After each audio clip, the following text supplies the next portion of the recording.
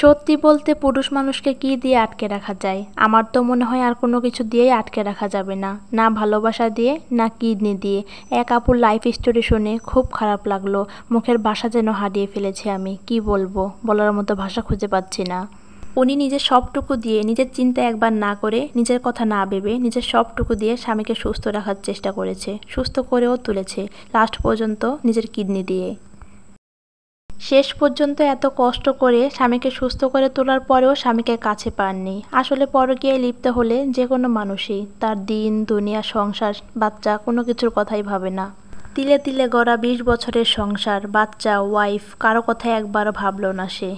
সব শেষে যেটা বুঝতে পারলাম, কাউকে ভালোবাসার আগে নিজেকে ভালোবাসুন। আসলে এই পৃথিবীতে নিজেকে ছাড়া কাউকে ভালোবাসতে নেই। নিজেকে ছাড়া দ্বিতীয় কাউকে বিশ্বাস করা, ভালোবাসা, এটা একদম বোকামি। কিন্তু আমরা মেয়েরা এটা কখনোই বুঝতে পারি না। ওই যে একটা কথা আছে না, মেয়েদের মন অল্পতেই গলে যায়, একটু ভালোবাসা পেলেই একদম নরম হয়ে যায় মেয়েরা। যেই মানুষটি বারবার কষ্ট দেয়, ধোকা দেয়, আবার সেই মানুষটি একটু নরম সুরে কথা বলে আমরা মেয়েরা গলে যাই। ছোট মুখে হয়তো অনেক বড় বড় কথা বলে ফেলেছি। যদি কোনো ভুল হয়ে থাকে সবাই ক্ষমার দৃষ্টিতে দেখবেন। সো হ্যালো এভরিওয়ান, আসসালামু আলাইকুম। দিস ইজ মি, বৃষ্টি কুকিং অ্যান্ড ব্লগ। আপনারা সবাই কেমন আছেন? যে যেখান থেকে ভিডিওটি দেখছেন আশা করছি ভালো আছেন। আমিও আল্লাহর রহমতে অনেক ভালো আছি। সো আজকে বাসায় কি কি রান্না করলাম সেটাই আপনাদের সাথে শেয়ার করার চেষ্টা করব। আশা করছি সবাই ভিডিওটি লাস্ট পর্যন্ত দেখবেন, সবার ভালো লাগবে। তো আজকে এই তো লাউ ছোলকা ভাজি করবো আলু দিয়ে। আপনারা খান কি না কেউ অবশ্যই কমেন্ট করে জানাবেন। আমিও আগে খেতাম না, কিন্তু ঢাকায় আসার পরে অনেকের কাছ থেকে শুনেছি, তারপরে এখন আমিও খাই, আমার কাছেও অনেক ভালো লাগে। আপনারা কেউ খান কি না অবশ্যই কিন্তু কমেন্ট বক্সে জানিয়ে যাবেন।